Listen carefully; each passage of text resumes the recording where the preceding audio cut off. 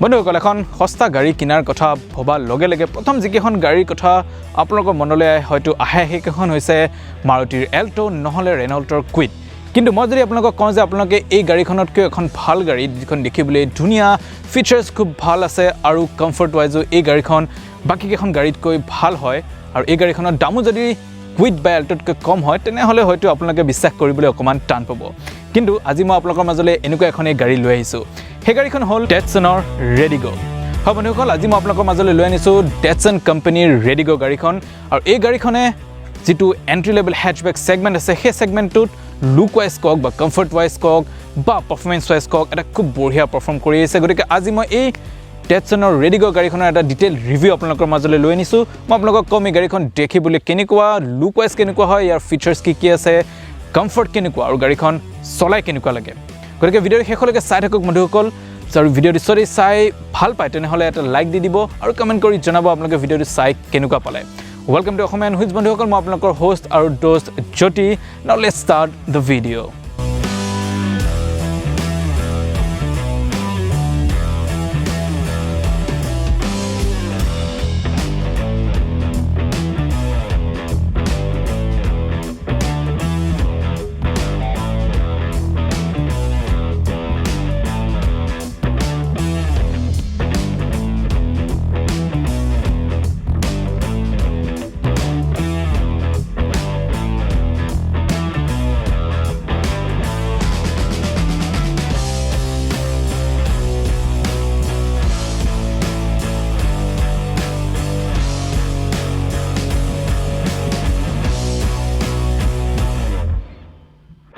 So ডেটছনে এই RediGo গাড়ীখন প্ৰথম লঞ্চ কৰিছিল 2016 চনত আৰু এই 2020 মডেলটো তেওঁলোকৰ ফাৰ্ষ্ট জেনেৰেশ্যনৰ ফাৰ্ষ্ট ফেচলিফ্ট হয় and I have to say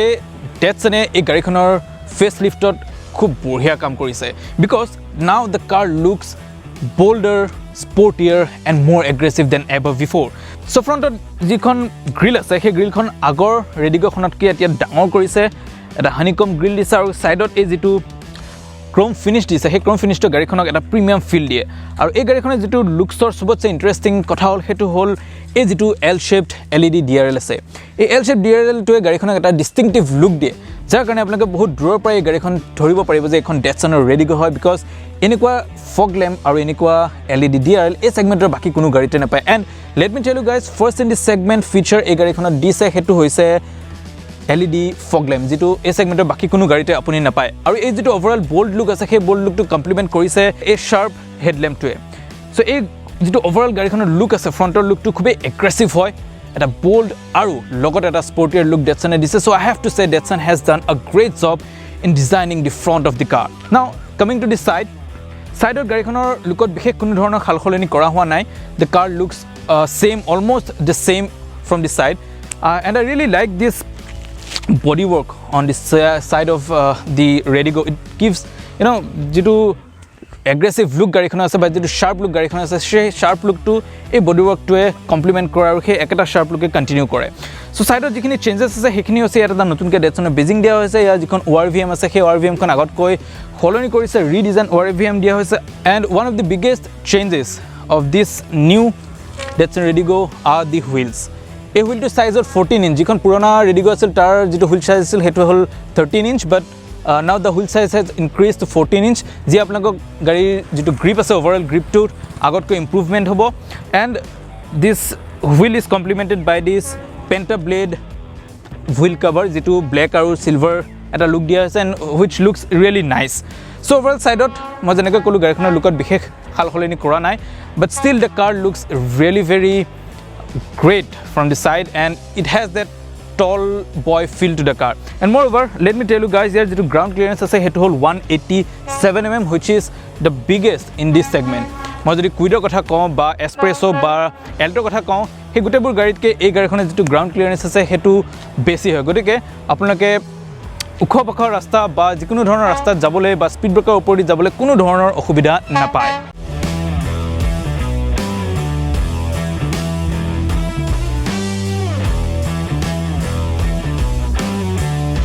so সাইডৰ যেনেকৈ মই ক'লো সাইডৰ বিশেষ কোনো ধৰণৰ লুকটো খালখলনি কৰা নাই সেই একেদৰে পিছৰ যেটো লুক আছে পিছৰ লুকটো ৰেডিগ'খনত বিশেষ কোনো ধৰণৰ সাল সলনি কৰা হোৱা নাই বাট য়েছ যিটো টেইল লেম্পৰ ডিজাইন আছে সেই টেইল লেম্পৰ ডিজাইনটো আগতকৈ চেঞ্জ কৰিছে এইটো এটা এংগুলাৰ টেইল লেম্প দিছে য'ত LED ষ্ট্ৰিপ দিয়া হৈছে and it looks really attractive so' overall পিছৰ পৰা গাড়ীখনৰ লুকটো বিশেষ কোনো ধৰণৰ সাল সলনি কৰা হোৱা নাই ইয়াত আপোনালোকে পাই যাব ডেটছনৰ যিটো লগো আছে লগোটো দেন ইয়াত ৰেডিগ'ৰ badging and this is the 1 litre model that's why it's written 1.0 here and these are the parking sensors reverse parking sensor আৰু ইয়াত দিয়া হৈছে গাড়ীখনৰ ৰিফ্লেক্টৰটো চ' অভাৰঅল পিছৰ লুকটো আগৰ দৰেই ৰখা হৈছে and the new edition of the tail lamp looks really nice with the car so' overall গাড়ীখনত যদি মই এক্সটেৰিয়ৰ লুকটোৰ কথা ক'ব যাওঁ গাড়ীখনৰ এই ছেগমেণ্টৰ বাকী যিখিনি গাড়ী আছে সেই গাড়ীকেইখনতকৈ এই গাড়ীখনৰ লুকটো যথেষ্ট বেলেগ হয় এটা বেলেগ ফিল দিয়ে গাড়ীখনে এটা এগ্ৰেছিভৰ লগতে এটা স্পৰ্টি ফিলো এই গাড়ীখনত আপোনালোকে পাই যাব and I really think this is one of the best looking car in this segment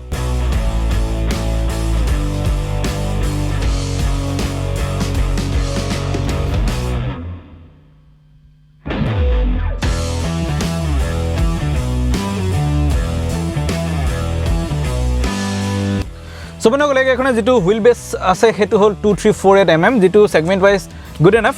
যদি মই লেগ ৰুমৰ কথা কওঁ লেগ ৰুম যথেষ্টখিনি আছে আগৰ সিটটো মোৰ কমফৰ্ট মতে এডজাস্ট কৰি থোৱা আছে তাৰ পিছত যথেষ্টখিনি লেগ ৰুম মোৰ হাইট হিচাপত ঠিকে আছে বাট আই থিংক যদি এজন 6 ফুটাৰ বা তাতকৈ অকমান ওখ ব্যক্তি হয় তেওঁলোকে হয়তো অকমান লেগ রুমত অসুবিধা পাব পাৰে but the head room is decent enough গাড়ীখন যেহেতু এটা টল বয় টাইপ এখন গাড়ী হয় তাৰ কাৰণে যেটো হেডৰুম আছে হেডৰুমটো যথেষ্টখিনি আপোনালোকে পাই যাব হেডৰুমৰ ক্ষেত্ৰত কোনো ধৰণৰ অসুবিধা নহয় নাও if talk about the the doors are finished in plastic hard plastic but the quality is good এই যেটো door handle আছে হেতু আপোনালোকক অকমান কুইডৰ এটা ফিল দিব but the overall quality is good enough ইয়াত এটা বটল হোল্ডাৰ আপোনালোকক দিয়া হৈছে এণ্ড অকমান ষ্ট'ৰেজ স্পেচ আপোনালোকে ইয়াতো পাব আৰু ইয়াতো অকমান ষ্ট'ৰেজ স্পেচ পাই যাব সো overall যদি মই পিছ সাইডৰ কমফৰ্টৰ কথা কওঁ the seat is comfortable it's not that much comfortable but যথেষ্টখিনি কমফৰ্ট আপোনালোকে পাব and under Thai support is quite good under থাই যেটো support আছে হেতু আপোনালোকে যথেষ্ট ভাল পাই যাব এই গাড়ীখনত so space wise I think this is not the best in the segment but it is comfortable enough for two person to sit in the rear but তিনিজন ব্যক্তি বহাৰ হয়তো অকমান অসুবিধা পাব পাৰে গতিকে আপোনালোকে যদি পিছত দুজন এডাল্ট আৰু এজন সৰু বাচ্চা বহি গ'লে আপোনালোকে খুব এটা কমফৰ্টেবল জাৰ্নি কৰিব পাৰিব So বন্ধুসকল one of the biggest improvement in the 2020 Redigo is the interior. The interior now looks modern and premium, especially a dual tone dashboard আৰু AC আৰু center console চাৰিওকাষে থকা silver accent টোৱে এই কেবিনটোক এটা প্ৰিমিয়াম আৰু ফ্ৰেছ ফিল দিয়ে তাৰ লগতে এই নতুন ৰেডিগোখনত এবাৰ আছে 8 ইঞ্চিৰ ডাঙৰ এটা ইনফোটেইনমেণ্ট সিস্টেম য'ত আপোনালোকে পাই যাব এণ্ড্ৰইড অটো আৰু এপল কাৰপ্লে দৰে সুবিধাসমূহ প্লাছ ফ্ৰণ্টৰ সিট দুটা যথেষ্ট comfortable and the under thigh support is quite good in fact best in the segment so' overall এই নতুন ৰেডিগোখনৰ ইণ্টেৰিয়ৰটো খুবেই আকৰ্ষণীয় এণ্ড আই এম চিয়'ৰ আপোনালোকে এই গাড়ীখনত বহি প্ৰিমিয়াম আৰু কমফৰ্টেবল ফিল কৰিব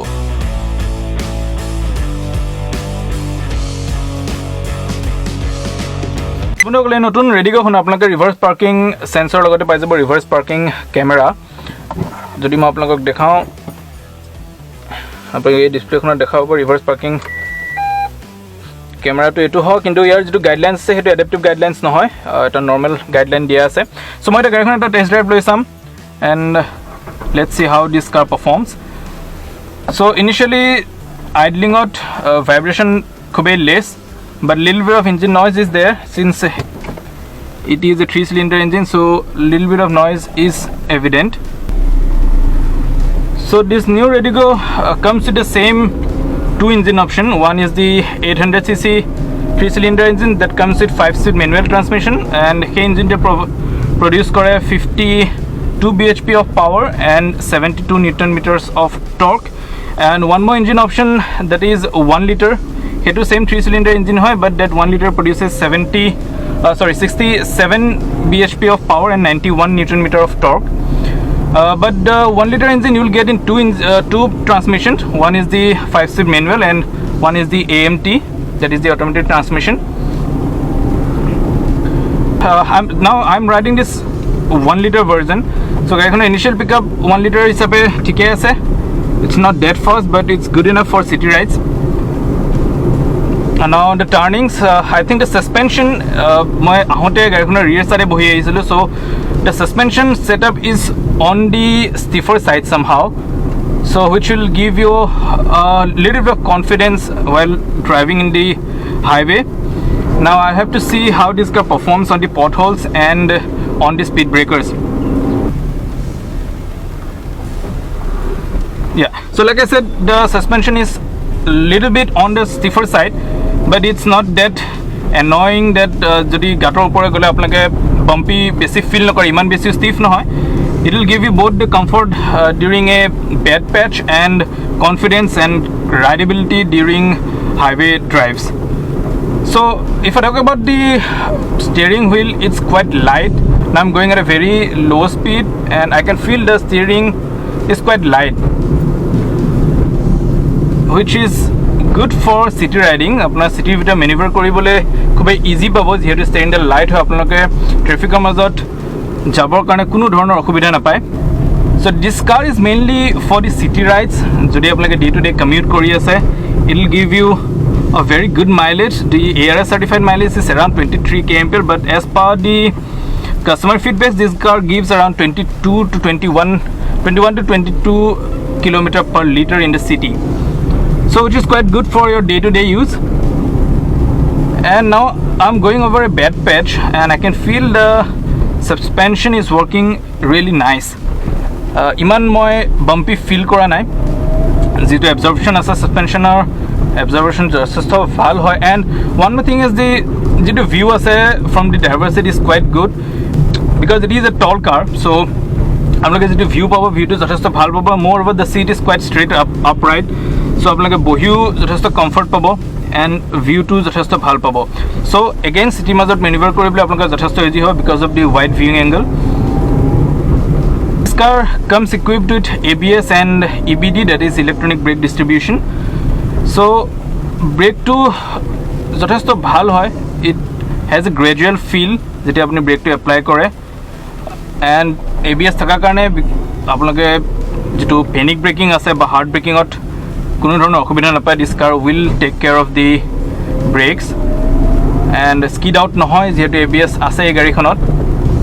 এণ্ড EBD থকাৰ কাৰণে কৰ্ণাৰিঙতো আপোনালোকে যেতিয়া ব্ৰেক মাৰিব, it will help you a lot in case of panic braking during a cornering or a turn. So now I'm on the highway. Now I'll have to see the performance of the car. So the pickup is quite good since it is the 1 liter model. It has a torque of 91 Newton meter. Jitu garikhono weight loi pele যথেষ্ট ভালেই হয়, and the pickup is quite good as well. So Datsunor jitu engine ase, Datsunor engine is always known for its performance. Yeah, performance khube pepier hoy, khube responsive hoy. The engine is quite responsive, and he ekata performance মই এতিয়া এই ৰেডিগো খনৰ ক্ষেত্ৰটো পাইছো, which is quite good, especially if you are going on a highway and you need to do a quick overtake. This responsive engine will help you out. So মই যেনেকৈ আপোনালোকক ভিতৰৰ ৰাস্তা চলাই থাকোঁতে কৈছিলোঁ ষ্টেৰিংডাল লাইট হয়, বাট যেতিয়া মই হাইৱেত গৈ আছোঁ, মই স্পীডটো ইনক্ৰিজ কৰি আছোঁ, আই কেন ফিল যে ষ্টেৰিংডাল আগতকৈ অকণমান হেভি হৈছে, which will help me during high speeds. And steering ডাল অলপমান এটা লেগ আছে during the center position, but ইমান বেছি নহয় যে আপোনাক কি বদাৰ কৰিব. So overall for highway as well, I think this car is good enough. And if I compare this ride with Alto and Kwid, I think this engine is more responsive and peppier than the other two. So overall, I think from the performance point of view, Datsun has done a great job in this car. The performance quite good, quite responsive, and the ride quality is good as well. And because of the ABS and EBD, you will feel confidence while driving on the highway. And let me tell you guys, the brake is quite responsive. You can feel the progressiveness while applying brakes. So বন্ধুসকল, যেনেকৈ মই ক'লোঁ, এই গাড়ীখন আপোনালোকে দুটা engine অপশ্যনত পাব, এটা 800cc ইঞ্জিন অপশ্যন আৰু এটা হ'ল 1 লিটাৰ. চ' যিটো 800cc ইঞ্জিন আছে সেইটো আপোনালোকে পাই যাব 4টা মডেলত, D, A, T আৰু T অপশ্যনেল. T অপশ্যনেলটো টপ মডেল হয় আৰু D2 হৈ গ'ল ইয়াৰ বেছ মডেলটো. আৰু যিখন 1 লিটাৰ আছে, 1 লিটাৰখন আপোনালোকে দুটা মডেলত পাই যাব, দুটা ভেৰিয়েণ্টত পাই যাব. সেইটো হ'ল T অপশ্যনেল আৰু এটা হ'ল টি অপশ্যনেল AMT যেটো অটোমেটিক ট্ৰান্সমিশ্যনত আহিব আৰু ইটো আহিব 5 স্পীড মেনুৱেল ট্ৰান্সমিশ্যন আৰু যদি 800cc খনৰ কথা কওঁ সেইখন আহিব কেৱল মাত্ৰ 5 স্পীড মেনুৱেল ট্ৰান্সমিশ্যনৰ সৈতে তাত কোনো ধৰণৰ অটোমেটিক ট্ৰান্সমিশ্যন নাহে এটা যদি মই গাড়ীখনৰ প্ৰাইচৰ কথা কওঁ যেটো এক্স শ্বৰুম প্ৰাইচ আছে হেতু হৈছে 2.91 lakhs for the base model আৰু যেটো 1 লিটাৰ অপশ্যনেল আছে যেটো AMT ভাৰ্জন আছে যেটো টপ মডেল হয় এই ৰেডিগো খনৰ হেতুৰ প্ৰাইচ হ'ল 4.90 সো 2.91 lakhs পৰা ষ্টাৰ্ট হয় আৰু up to 4.90 lakhs x showroom এই গাড়ীখনৰ দাম হয় সো যেনেকৈ মই কৈছিলো আৰম্ভণিতে যে এই ধুনিয়া গাড়ীখন আপোনালোকে পাব উইদিন 3 lakhs সো বেস মডেলৰ প্ৰাইচ যেনেকৈ মই আপোনালোকে এইমাত্ৰ ক'লো ইজ 2.91 গতিকে এইখন এই সেগমেন্টৰ আটাইতকৈ সস্তা গাড়ী হয় গতিকে মই ভাবো আপোনালোকে যদি এখন নতুন বাজেট গাড়ী লোৱাৰ কথা ভাবি আছে তেনেহলে আপোনালোক এবাৰ বিনোদ নিসানলৈ আহক আৰু এই ৰেডিগো গাড়ীখনৰ এটা টেষ্ট ড্ৰাইভ লৈ চাওক and I am sure you gonna love this car so বন্ধুসকল আজি এটো আছিল ৰেডিগোৰ ওপৰত মই এটা ডিটেইল ৰিভিউ এণ্ড যদি আপোনালোকে ভিডিঅটো চাই যি ভাল পালে বন্ধুসকল তেনেহলে ভিডিঅটো এটা লাইক দি দিব আৰু কমেন্ট সেকশনত মোক জনাব ভিডিঅটো চাই কেনেকুৱা পালে আৰু নেক্সট আপোনালোকে কোনখন গাড়ীৰ ভিডিঅ' বা ৰিভিউ চাব বিচাৰিছে গতিকে আজিলৈ ইমানেই বন্ধুসকল মই পুনৰ আহিম আপোনালোকৰ মাজলৈ এটা নতুন ৰিভিউ লৈ এখন নতুন গাড়ী লৈ তেতিয়ালৈ আপোনালোক সকলো হাঁহি থাকক আৰু সুখত থাকক this is Jyoti signing off for today bye by